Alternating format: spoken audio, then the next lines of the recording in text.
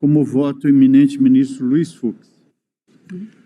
Senhor presidente, queria saudá-lo, Vossa Excelência, saudar a nossa decana presente, ministra Carmen Lúcia, saudar o nosso decano também, ministro Gilmar Mendes, Sua Excelência, procurador e professor Paulo Gonet, nosso procurador-geral da República, e também manifestar aqui, senhor presidente, a minha percepção idêntica do ministro Gilmar Mendes quanto às críticas que ele faz em relação aos excessos de uma comissão parlamentar de inquérito. Todos nós já concedemos habeas corpus para que as partes impetrantes e convocadas não sejam obrigadas a depor se auto-incriminando, reservando-lhes o direito ao silêncio, a presença do advogado e, notadamente, digamos assim, assentar que essas críticas que o ministro Gilmar Mendes lançou são críticas absolutamente procedentes. As críticas a esses vazamentos e essas práticas heterodoxas que desmerecem a seriedade de uma comissão parlamentar de inquérito. Queria saudar também o relator, ministro André Mendonça, pela forma como propôs o seu voto, repisando aqui o ministro Cássio Nunes com serenidade, fundamentação bastante expressiva e que me levou a também entender que, em primeiro lugar, senhor presidente, a Constituição Federal ela admite todas as modalidades de interpretação, inclusive a interpretação teleológico-sistêmica, finalística. Quer dizer, a norma constitucional ela não é uma norma que estamos diante de uma literalidade que não permita a interpretação da sua finalidade. Então, eu também me baseei na interpretação da Constituição Federal. Em segundo lugar, aqui se disse com reiteradas vezes que o Supremo Tribunal Federal nunca enfrentou a questão da prorrogação de comissões parlamentares de inquérito. E eu não quero ser o descobridor da pólvora, mas eu verifico que isso ocorreu. Ocorreu em tempos recentes, exatamente com relação à Comissão Parlamentar de Inquérito sobre as fake news. Houve uma oposição no sentido de que essa Comissão Parlamentar de Inquérito estava indo longe demais, não só raciona matéria, mas também em razão do tempo, e o Supremo Tribunal Federal entendeu que era consectável do direito subjetivo da minoria também prorrogar a comissão de inquérito para continuar, na qualidade de minoria, apurando aquilo que pretendia ser obstado pela maioria. Então, o Supremo teve essa visão política de que, efetivamente, digamos assim, o funcionamento do parlamento não pode, digamos assim, impedir as manifestações da minoria. Aliás, o maior cliente do Supremo Tribunal Federal são os partidos minoritários, que entram com a DPFs e declarações de inconstitucionalidade depois de perder na arena política. Perdem lá e vêm ao Supremo. Então, isso faz parte exatamente da dinâmica da política e da proteção do Estado democrático. No Estado democrático, a deferência deve ser para o parlamento, que é a instância hegemônica. E, ora, se privilegia, prestigia a maioria, e, ora, as minorias, como só ocorrer nas comissões parlamentares de inquérito. Então, senhor presidente, o que diz aqui a Constituição Federal, quando trata de comissões, as comissões, em razão da matéria de sua competência, cabe, inciso 4, receber petições, reclamações, representações ou queixas de qualquer pessoa contra atos das autoridades e entidades públicas, como só ocorrer com as comissões, está previsto isso na Constituição Federal em relação às comissões. E aqui há esse nó górdio relativo à questão da prorrogação. Então, trouxe pequenas anotações, já que nós vamos prosseguir, trouxe pequenas anotações para que nós possamos, à luz disso que eu iniciei a minha digressão, podemos concluir. Eu ressalto, senhor presidente, que a jurisprudência do Supremo Tribunal Federal ela é longeva a respeito do direito líquido e certo, daí o cabimento do mandado de segurança, subjetivo e fundamental das minorias parlamentares no que diz respeito à instauração de comissões parlamentares de inquérito, nos termos do artigo 58, parágrafo 3º, aqui já mencionado, da Constituição Federal. Verbis, as comissões parlamentares de inquérito, que terão poderes de investigação próprios das autoridades judiciais, sem os excessos a que o ministro Gilmar muito bem se referiu, além de outros poderes previstos nos regimentos das respectivas casas, serão criadas pela Câmara dos Deputados e pelo Senado Federal, em conjunto ou separadamente, mediante requerimento de 1/3 de seus membros para apuração de fato determinado e por prazo certo, sendo suas conclusões, se for o caso, encaminhadas ao Ministério Público, para que promova a responsabilidade civil ou criminal dos infratores. Em precedente paradigmático sobre o tema, o saudoso ministro Sepúlveda Pertence, ele consignou essa questão das minorias como devem ser prestigiadas nesses momentos comissão parlamentar de inquérito. Destacou Sua Excelência, o ministro Sepúlveda Pertence, no mandado de segurança 22.831, da relatoria do ministro Maurício Correia, do plenário, e, no mesmo sentido desta expressão cunhada pelo ministro Sepúlveda Pertence, nós temos também a DI 3619, da relatoria do ministro Eros Grau, mandado de segurança 24.831 do ministro Celso de Mello, todos plenários, e mais o mandado de segurança 24.849 também do ministro Celso de Mello. Então, nesse precedente paradigmático, o ministro Sepúlveda Pertence consignou que a CPI é um instrumento básico da minoria. A maioria não precisa de CPI. A constituição de comissões parlamentares de inquérito para fiscalizar o governo, sem se converter antes em maioria, é direito fundamental da minoria e, portanto, dos deputados e senadores que, em determinado episódio, a personalizam, na medida em que firmam requerimento para investigação de fato que consideram relevante.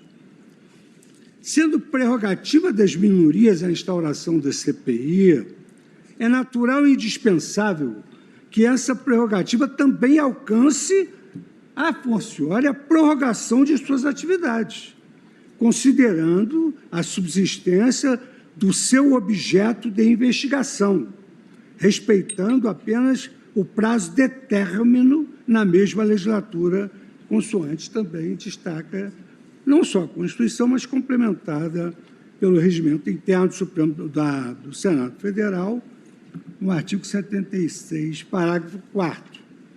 E aí vem o raciocínio, senhor presidente. É íncito a todas esses julgamentos. É que, se assim não fosse, em relação às minorias, o objetivo do Constituinte de garantir a apuração de fatos graves da vida nacional ficaria prejudicado, haja vista a frustração da coleta de elementos causada pelo abrupto encerramento da comissão.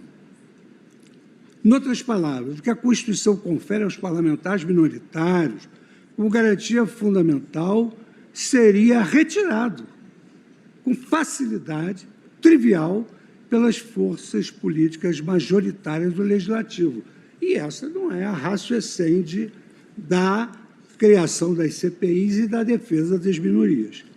Seguindo essa lógica, muito embora esteja interpretando a Constituição Federal, adjunto o artigo 152 do Regimento Interno do Senado, que dispõe: o prazo da comissão parlamentar de inquérito poderá ser prorrogado automaticamente a requerimento de 1/3 dos membros do Senado, comunicado por escrito. Veja que a comissão, pela Constituição, é obrigada a receber petições por escrito. Comunicado por escrito à mesa, lido em plenário e publicado no Diário do Senado Federal, observado o disposto no artigo 76, parágrafo 4º. Trata-se de norma aplicável subsidiariamente ao presente caso, em razão da ausência de norma expressa do regimento interno, muito embora, digamos assim, eu entenda que, se ela pode criar a comissão de inquérito, a forciori pode prorrogar. Pode o mais, pode o menos.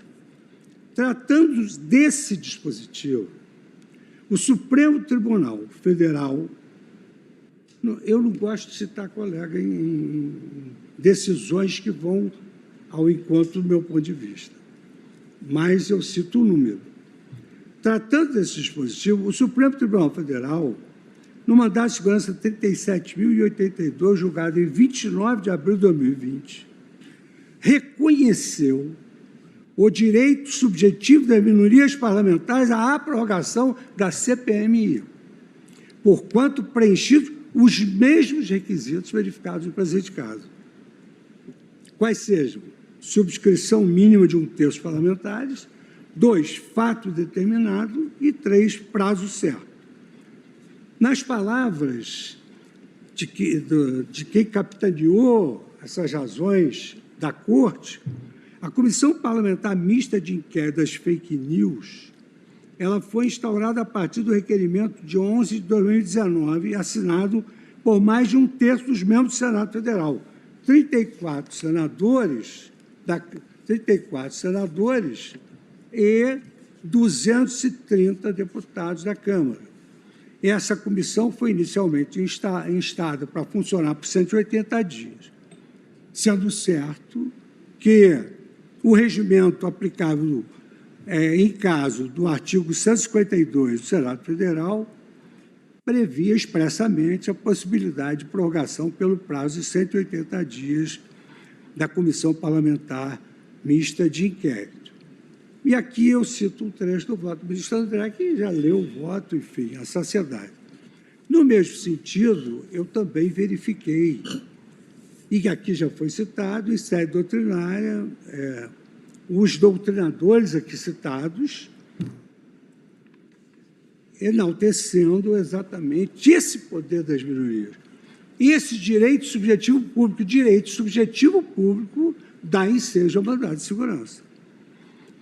À luz dessas premissas, com a devida vênia, louvando os votos que me antecederam, eu entendo que deve-se reconhecer a clara violação do direito subjetivo dos parlamentares impetrantes no caso concreto, porquanto os autores comprovaram documentalmente que, no dia 19 de 12 de 2025, apresentaram o requerimento CD 251898400, com apoio de 175 deputados e 29 senadores, solicitando a prorrogação da CPMI e do INSS por 180 dias para investigar fatos específicos envolvendo desvios no âmbito daquela autarquia previdenciária. Inclusive, nesse mandado de segurança, que tem trechos magníficos, é muito grande, eu, quando vou juntar o voto, eu vou transcrever,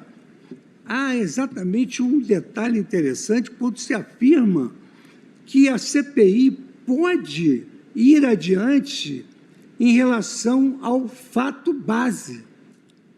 Ou seja, a causa da instauração da CPI,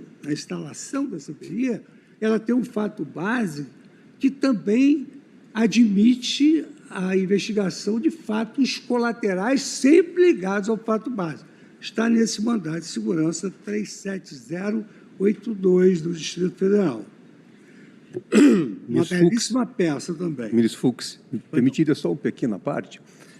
Esse mandado de segurança citado por Vossa Excelência, o 37082, ele não discutia a possibilidade, salvo engano, de prorrogação judicial da comissão parlamentar de inquérito. Ali a discussão trazida era um parlamentar que queria que o Supremo Tribunal Federal impedisse a prorrogação. Exato. E a ordem foi denegada. Isso. Então, aqui...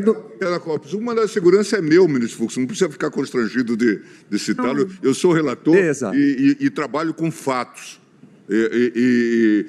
Não, mas e o mérito é esse. Houve a prorrogação e o deputado se insurgia contra a prorrogação. É o mesmo argumento. O argumento de que o ato é interno à Copos, de que o ato é do Congresso ou do órgão... Mas judicialmente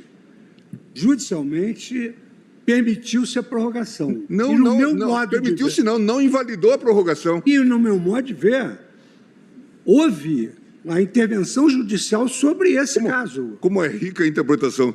A impugnação era contra a prorrogação. É isso. E isso diz que esse é um problema do Congresso. Então, eu não li o texto. Eu estou lendo o voto. Eu li o texto todo. Aqui, porque o voto é muito grande.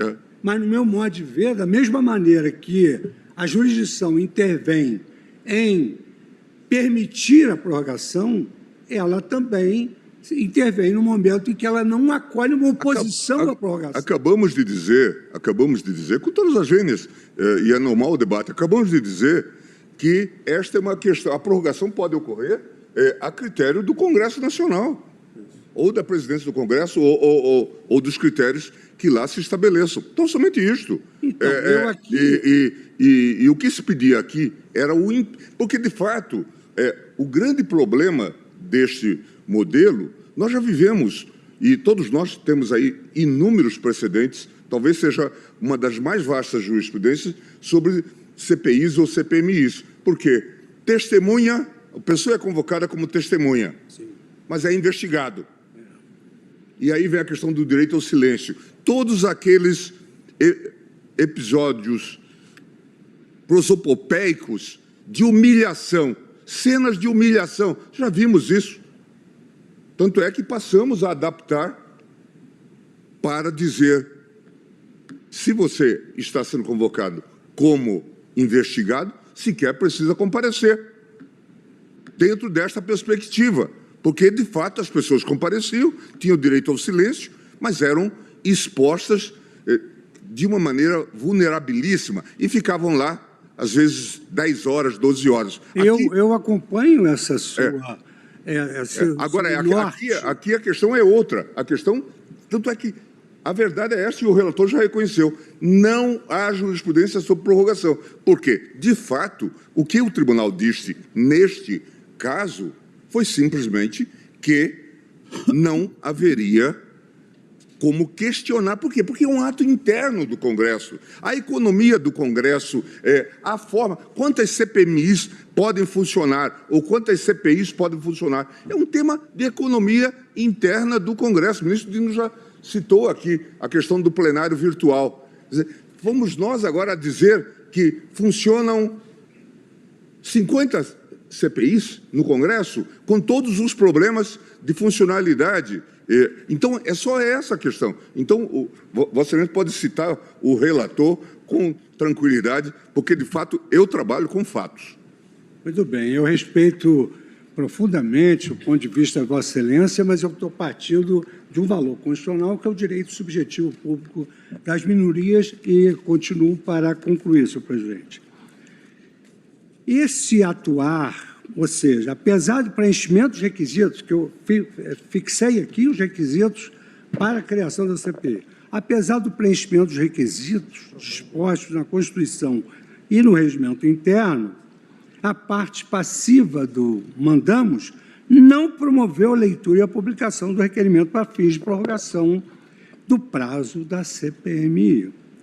Esse atuar com a devida vênia das opiniões e dos votos, belíssimos e contrário, infirma a data máxima vênia o direito subjetivo público deu aos parlamentares impetrantes, conquanto representantes da sociedade, que pretendem a apuração de eventos noticiados, como aqui já foi dito, eventos gravíssimos, quanto à apropriação indevida, que eu acho que não é isso que está em jogo, mas só vou utilizar para argumento de encerramento. Eventos gravíssimos de apropriação indevida de recursos de aposentados e pensionistas, minoritariamente idosos e vulneráveis. Então, há casos e casos. Há casos e casos. O periculo mora, no meu modo de ver, ele decorre da proximidade do prazo de vigência da CPMI, que se encerra no próximo dia 28 de março de 2026.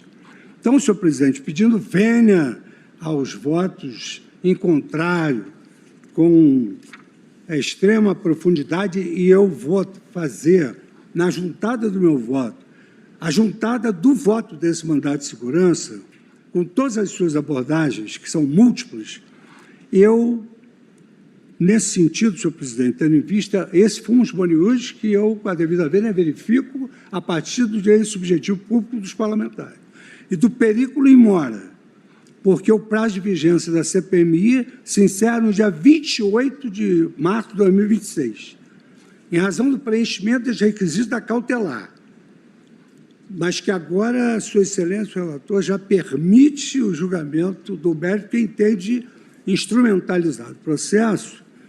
Eu voto pelo referendo da medida cautelar. Foi assim que eu me preparei para isso. Pelo referendo da medida cautelar concedida pelo relator nos exatos termos em que proferida.